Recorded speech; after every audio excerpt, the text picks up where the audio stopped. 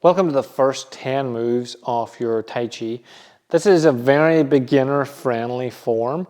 We're going to go over stances that we went over in the beginner's pathway. So if you haven't went over your stances, it might be worth going back and checking that out.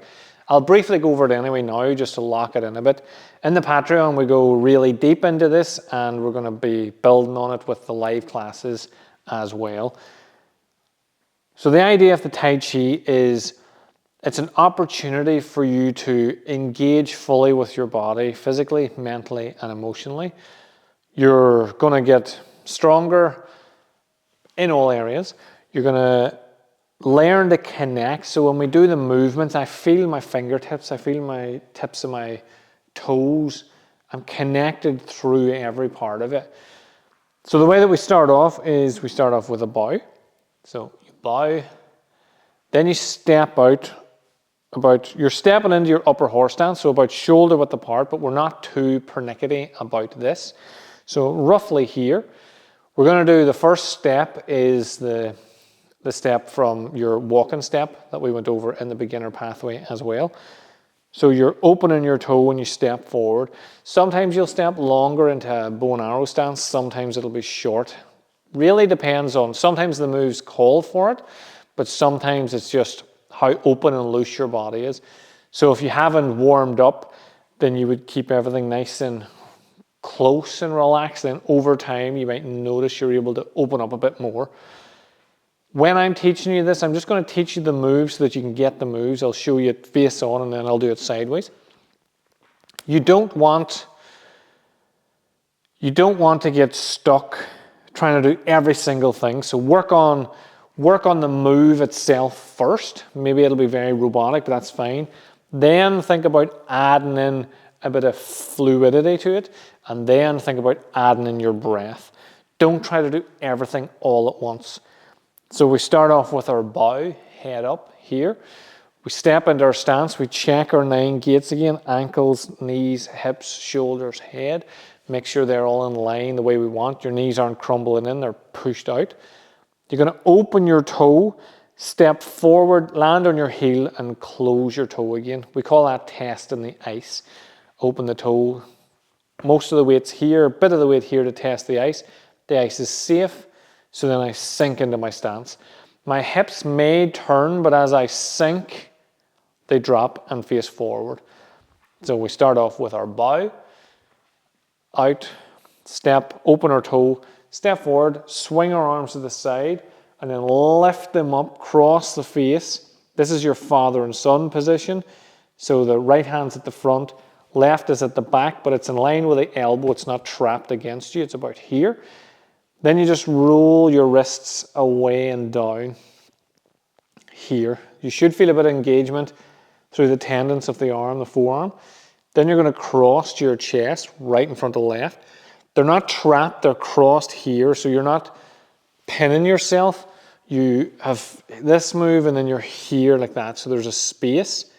Step back, so now we're just in the horse stance that we were in, but we're facing this way instead.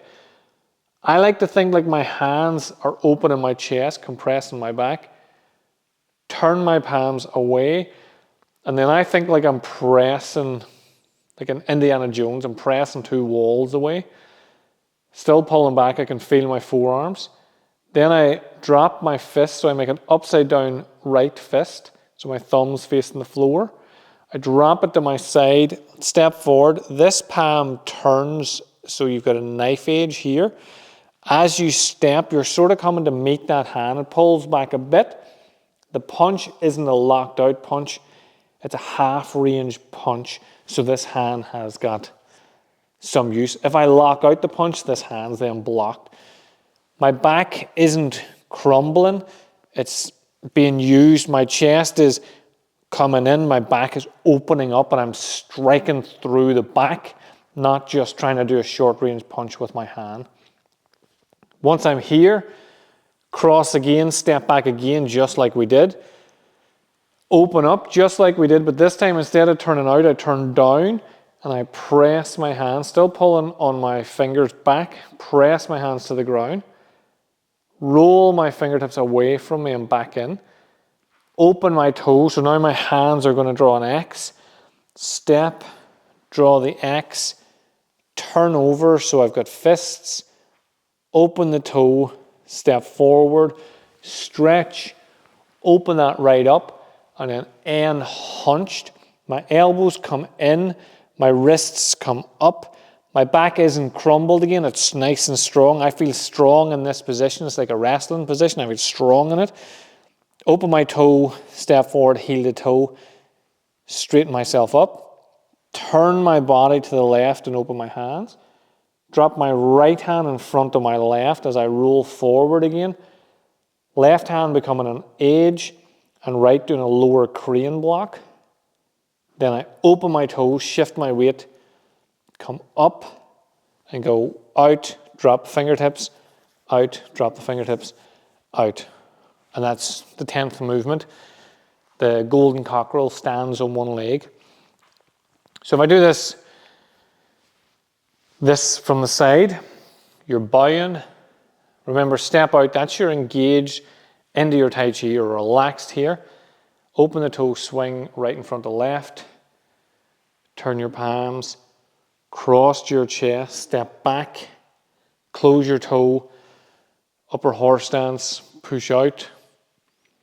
Upside down right fist, open your toes, you drop the fist through, step forward, you do your half bridge punch, cross, step back again, close your toe, bring your hands up, push down this time, roll your fingers away and back in, open your toes, step forward, cross right on top of left, turn them over, step, and then stretch over, and then hunched forward, open your toe, step, straighten, turn, open your hands, drop your right hand in front of left, lower crane block as you rotate that hand in the defensive position.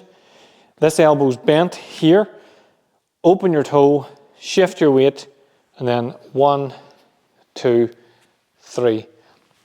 That's your golden cockerel, stands on one leg. So that's the first 10 moves.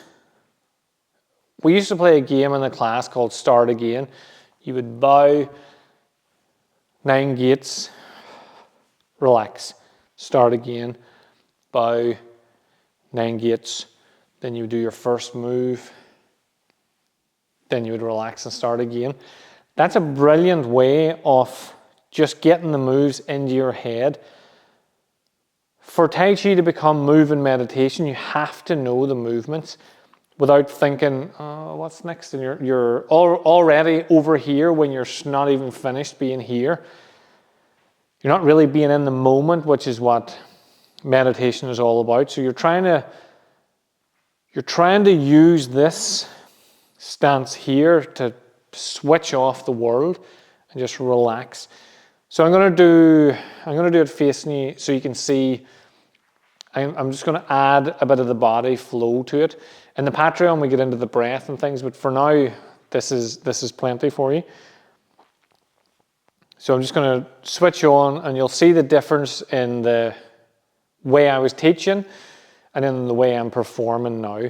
And then if I was to perform the whole routine, by the third time I've done the routine, it'll look like a completely different routine because of how relaxed and my body is and how switched on into it my mind is. So we start off, bow, step, relax.